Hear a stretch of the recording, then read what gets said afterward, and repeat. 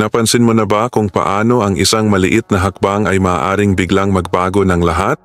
Sa katandaan, ang isang simpleng pagkahulog ay maaaring mauwi sa bali sa balakang, ilang linggo sa ospital, o kahit nawala ang iyong independensya.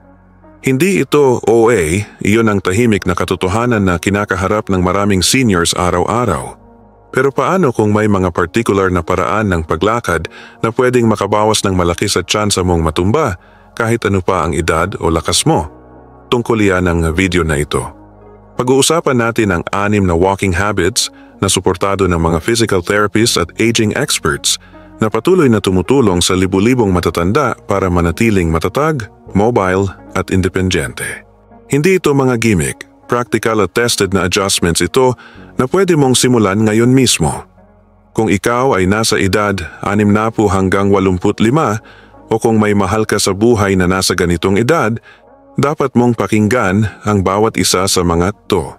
Pagkatapos ng video, hindi mo lang malalaman kung ano ang mga teknik, maiintindihan mo rin kung bakit ito epektibo at paano nito pinoprotektahan ang mga parte ng katawan na madaling maapektuhan kapag natumba. At baka sakali, hindi ka na masyadong mag-aalala na unti-unting humina ang balance o lakad mo habang tumatanda. Handang maging mas confident sa bawat hakbang mo? Bago tayo magsimula, kung hindi ka pa subscribed, mag-subscribe ka na at i-on ang bell notification para hindi mo makaligtaan ang mga susunod na videos. At i-comment sa ibaba kung saan lugar ka nanonood para alam namin kung saan umabot ang video na ito. Ngayon simulan na natin. Step number 1. Pagiging mapanuri sa posisyon ng ulo. Maraming tao ang hindi nakakapansin na ang iyong ulo ay parang manibela ng buong katawan mo. Kung saan ito nakatingin, sumusunod ang iyong posture at balance. Kaya isa sa mga pinakamalaking pagkakamali ng matatanda kapag naglalakad ay ang madalas o masyadong pagtingin sa ibaba. Mukha itong harmless o baka iniisip mong safe. Pero ang totoo, pwedeng mas tumaas pa ang tsansa mong matumba. Heto ang dahilan. Kapag nakayuko ang ulo mo ng matagal lalo na habang naglalakad, umuumbok ang iyong likod, sumasara ang mga balikat mo, at nagsishift ang center of gravity mo. Nagdudulot ito ng mas malaking pressure sa tuhod at balakang at nababawasan din ang iyong visual awareness sa harapan mo. Mas madalas kang sumayad, matisod o di makita ang mga hadlang. Nawawala sa alignment ang katawan mo at doon pumapasok ang peligro ng pagkahulog. Hindi ko sinasabing huwag ka na talaga lumingon sa ibaba. Siyempre, kailangan mong maging alerto sa paligid mo. Pero may trick na recommended ng mga eksperto at physical therapists, the 20 or 80 rule. 80% ng oras, dapat nakatingin ka sa harap, mga 10 hanggang 15 talampakan ng layo. Yung 20%, pwede kang magtingin sa ibaba paminsan-minsan. Ginagawa ito para manatiling tuwid ang posture mo, mas sharp ang balance mo, at bigyan ka ng oras para makapag-react sa mga obstacles.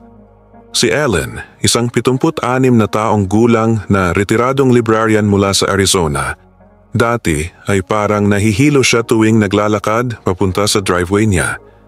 Napansin ng anak niya na palagi siyang nakatingin sa mga paa niya, kaya kinausap nila ang kanyang physical therapist. Tinuruan siya ng therapist na bahagyang iangat ang baba at ituon ang tingin sa harap imbes na sa sahig. Pagkalipas ng 2 linggo, sabi ni Ellen, mas smooth na ang lakad niya at nabawasan pa ang pananakit sa leeg at balikat niya. Hindi niya alam na ang simpleng direksyon ng kanyang tingin ay may malaking epekto pala sa tensyon sa katawan niya. Maliit lang ang adjustment na ito, pero malaki ang impact. Dahil hindi lang ito tungkol sa paningin, kundi kung paano nag-a-align ang buong katawan mo base sa iyong vision. Kapag nasa tamang posisyon ang ulo, sumusunod ang likod, gumagana ang core mo at nagiging mas stable ang iyong paglakad. Step number 2, ang ritmo ng pagindayog ng mga kamay. Isa sa mga most underrated na sangkap ng stability kapag naglalakad ay wala sa iyong mga paa, nasa mga braso mo pala. Kapag hindi mo ginagamit ang mga kamay mo o hinahayaan lang silang nakabitin ng stiff sa gilid, tila binabawasan mo ang isa sa natural na balance stabilizers ng katawan. At habang tumatanda tayo, kailangan natin ang bawat piraso ng suporta para sa balance. Isipin mo ang pag-indayog ng braso bilang natural na counterweight system ng katawan.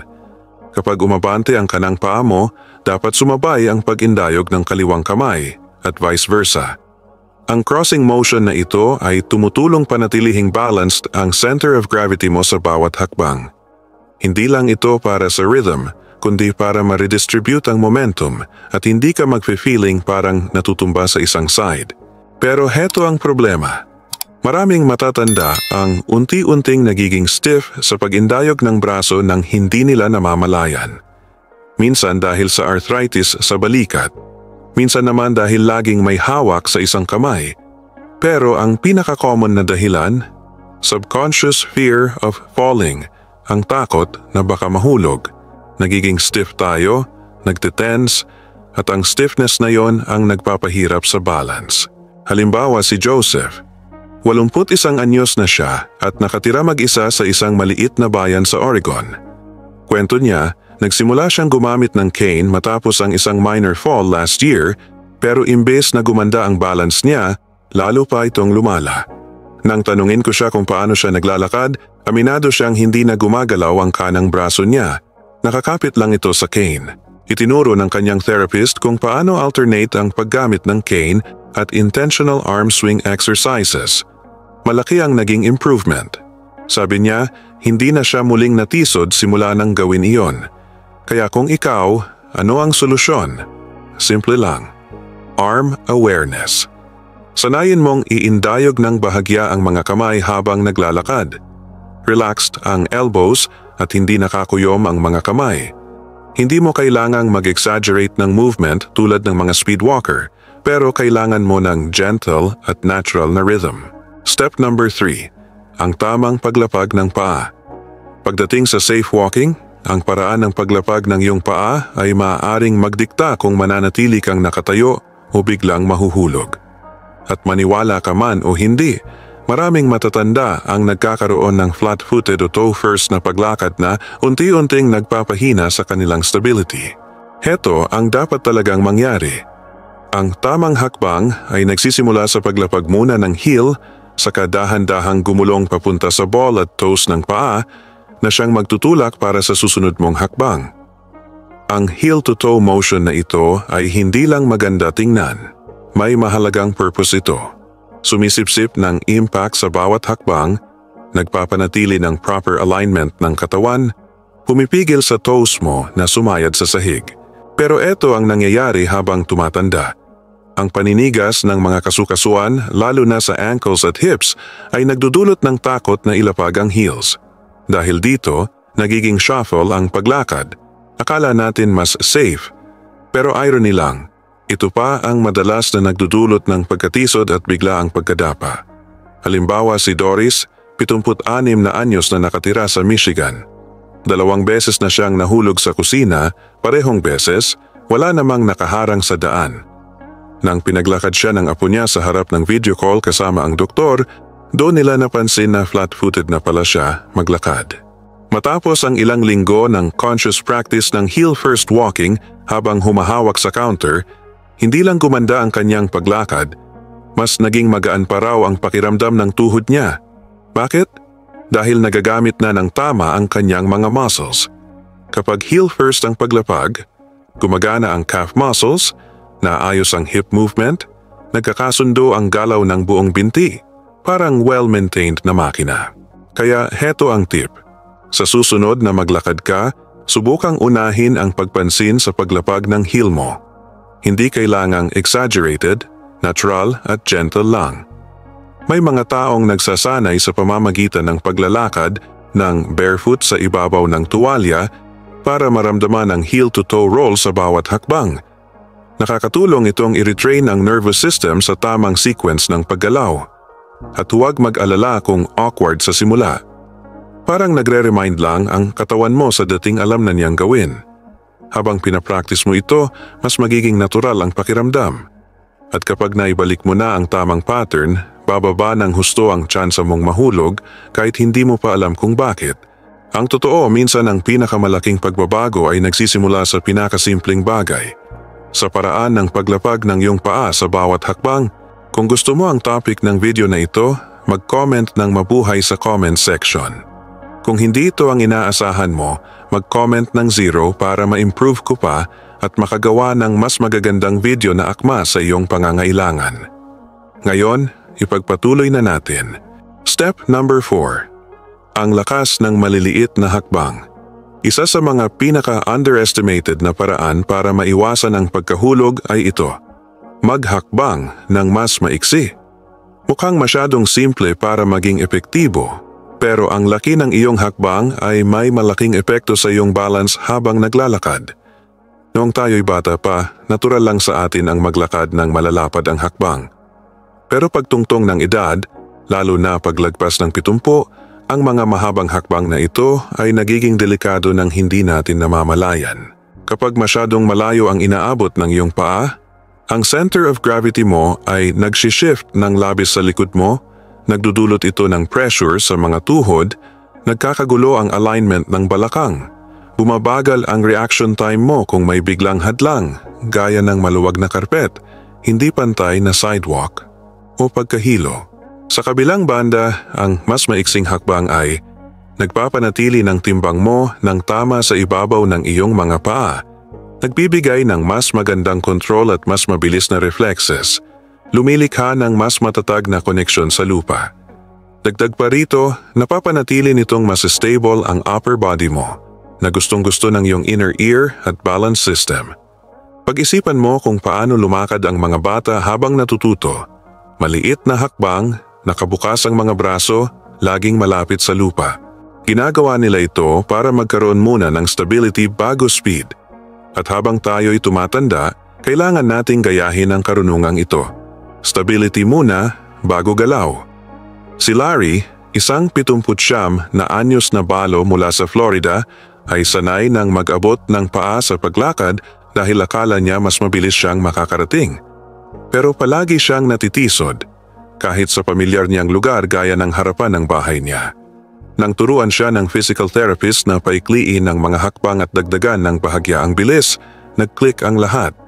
Mula noon, hindi na siya nahulog, at sinabi pa niyang mas hindi na siya madaling napapagod dahil hindi na gaanong nag-e-effort ang muscles niya para i-correct ang imbalance. Heto ang isang simpleng trick. Number 1. Maglakad ka habang binibilang ang mga hakbang mo sa loob ng 10 segundo sa patag na lugar.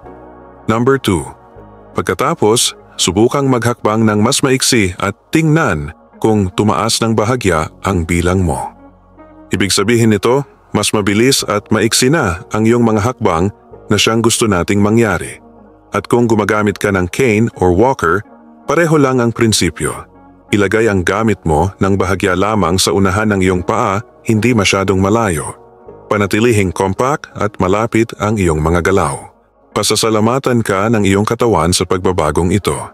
Ang totoo, minsan ang pinakamalaking pagunlad ay nagsisimula sa pinakasimpleng adjustment.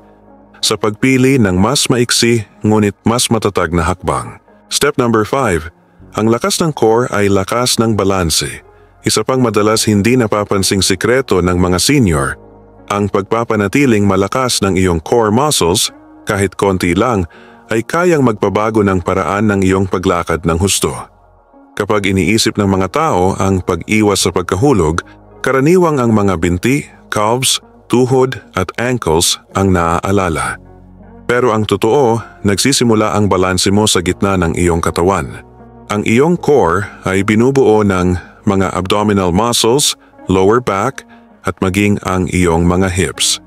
Nagtutulungan ang mga muscle na ito para panatilihing tuwid ang iyong spine at stable ang katawan habang gumagalaw. Kapag mahina ang core mo, napipilitang mag-overcompensate ang ibang parte ng katawan.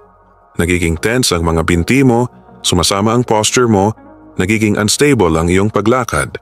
Doon na nagsisimulang magpakita ang mga pagkatisod at pag-uga. Pero heto ang magandang balita. Hindi mo kailangang mag-sit-ups o pumunta sa gym para palakasin ang core mo. May mas simple at gentle na paraan na lalong epektibo para sa mga senior. Subukan mo ito. Habang nakatayo malapit sa countertop o sturdy na chair, dahan-dahang iangat ang isang paa ng ilang pulgada mula sa sahig. Hawaan ng 5 segundo, pagkatapos ay palitan. Gawin ito ng ilang beses sa isang araw. Ang maliit na aksyong ito ay parang gising para sa iyong core muscles at nagpapaalala sa utak mo na nagwo-work tayo sa balance ngayon. Pwede mo ring kontrahin ng bahagya ang tiyan mo habang nagtutoothbrush o naglalakad sa hallway. Ang simpleng paghatak ng belly button papunta sa spine kahit ilang segundo lang ay aktibong gumagana na sa buong area na iyon. Walang nakakakita na ginagawa mo ito, pero lumalakas ang iyong katawan sa bawat pagsubok. Si Mary, isang 82 taong gulang na madalas mahulog sa hardin noon, ay sinimulan ang mga simpleng gawaing ito araw-araw. Ngayon, sabi niya parang nakadikit ang katawan niya sa lupa sa pinakamagandang paraan. Ang hindi nakikitang pakiramdam ng katatagan, galing yan sa core. Kaya huwag isipin na ang core strength ay para lang sa mga bata o atleta. Isipin mo itong sikretong sandata sa paglakad. Ang malakas na sentro ay nagbibigay sa iyo ng balanse. At ang balanse ang nagbibigay sa iyo ng kalayaan.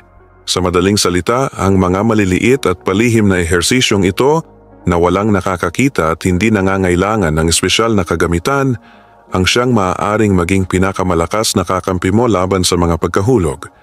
Ang katotohanan, minsan ang pinakamaliit na pagbabago sa gitna ng katawan ang siyang nagdudulot ng pinakamalaking epekto sa iyong kakayahang manatiling nakatayo ng matatag. Kung napanood mo pa rin ang video na ito at nakatutulong sa iyo ang mga impormasyong ito, paki-comment ng number 5 sa ibaba para malaman kong nandito ka. At kung hindi ka pa nakasubscribe, mag-subscribe ka na at i-on ang bell notification para hindi mo makaligtaan ang aming mga videos. Ang suporta mo ang tutulong sa amin na makagawa pa ng mas maraming content na makakatulong at magbibigay inspirasyon sa iyo. Ngayon, tuloy na tayo sa susunod na topic. Step number 6. Pagiging mapanuri sa mga pagbabago sa sahig. Maraming matatanda ang nahuhulog hindi dahil sa malalaking hadlang, kundi dahil hindi lubos na napiperceive ng utak nila ang mga maliliit na pagbabago sa sahig. Heto ang paliwanag, habang tayo'y tumatanda, umagal ng bahagya ang ating depth perception at reaction speed. Kapag nagbago ang kulay ng sahig o biglang nag-iba ang lighting, gaya ng paglipat mula sa maliwanag na kwarto papunta sa madilim na pasilyo, mas matagal ang adjustment ng ating utak. Ang maikling sandali ng pag-aalinlangan o maling paghusga ay sapat na para makapagpatalisod. Kahit ang simpleng paglipat mula sa carpet papunta sa tile ay maaaring maging delikado. Nagbabago ang pakiramdam sa ilalim ng paa, iba ang kapit, maging ang tunog ay nag-iiba. At kung hindi alerto ang utak mo, maaaring mag-stumble ka nang hindi mo namamalayan. Kaya heto ang trick. Kapag naglalakad sa bahay o kahit saan, simulan mong i-identify sa isip ang mga pagbabago sa sahig bago mo ito tapakan. Halimbawa, kapag lalapit ka sa isang rug o gilid ng tile, sabihin mo ng tahimik sa sarili mo, rug o step up. Ito'y parang pagpindot ng switch na nagpapaalerto sa iyong katawan at paligid. Maaaring mukhang katawa-tawa, pero ang simpleng gawaing ito ang nakapagligtas kay Alan, 78, mula sa malubhang pagkahulog sa kanyang kusina. Nagsimula siyang magsabi ng tile tuwing papasok siya sa kusina at isang araw nang basa ang sahig, ang isang salitang iyon ang nagpabagal sa kanya ng sapat para hindi madulas. Mag-ingat din sa makintab na sahig mukhang malinis, pero ang reflections ay nakakalito sa depth perception. Bifocals, ang bahagyang pagbabago sa lens ay maaaring mag-distort ng iyong pagtingin sa sahig. Laging maglaan ng ekstra segundo kapag bumababa ng hagdan o bangketa. Ang maikling paghinto na iyan ay maaaring makaiwas sa ilang linggong pagpapagaling. Sa madaling salita, ang pagiging present at alerto sa bawat hakbang, lalo na sa mga lugar na pamilyar na, ang siyang pinakamabisang panangga laban sa mga aksidente. Minsan, ang simpleng pagbibigay pansin sa ating paligid ang siyang nagiging dahilan kung bakit tayo nananatiling ligtas at matatag sa bawat paglakad. Alam mo, ang isa sa pinakamahirap na bahagi ng pagtanda ay hindi lang ang pisikal na pagbabago, kundi ang takot na kasabay nito. Ang takot na mahulog. Ang takot na hindi na makabangon. Pero heto ang isang bagay na nais kong maalala mo. Mas malakas ka kaysa sa iniisip mo. Ang 6 na walking habits na ating tinalakay, bawat isa sa mga ito ay bagay na maaari mong simulan ngayon din. Hindi sa susunod na buwan. Hindi pagkatapos bumili ng mamahaling produkto. Ngayon na, gamit ang iyong sariling mga paa at kaunting pagiging alerto. At ang totoo, kapag gumawa ka ng maliliit na pagbabagong tulad nito, hindi lang ang iyong katawan ang iyong napoprotektahan, nababalik mo rin ang isang piraso ng iyong kumpiyansa. Ang kumpiyansang ito ang nagbibigay sa iyo ng mas malaking kalayaan. At ang kalayaan, kaibigan, ay isa sa pinakamahalagang regalo sa ating pagtanda. Kaya huwag mong hayaang ang takot na mahulog ang magnakaw ng iyong kapayapaan. Kaya mong lumakad ng matatag. Kaya mong manatiling nakatayo. Maari kang maging halimbawa sa iba na nakakaramdam ng kawalan ng tiwala, pag-aalinlangan o pagiging nakakulong sa bahay. Salamat sa pagsama sa amin ngayon. Gusto naming marinig ang iyong opinyon. Mag-iwan ng komento sa ibaba at ibahagi ang isang bagay na natutunan mo ngayon at kung paano mo ito gagamitin sa iyong buhay. Mahalaga sa amin ang iyong saloobin, kaya huwag magatubiling ibahagi ito. Ang pagbabasa ng iyong mga komento ay nagbibigay sa amin ng malaking motibasyon at inspirasyon. Kung nagustuhan mo ang video na ito at nakatulong ito sa iyo, mangyaring i-like, mag-subscribe at i-share. Ang iyong suporta ay tutulong sa amin na makagawa pa ng mas maraming magandang content para sa iyo. Salamat sa panonood at sana ay makita ka ulit namin sa susunod na video.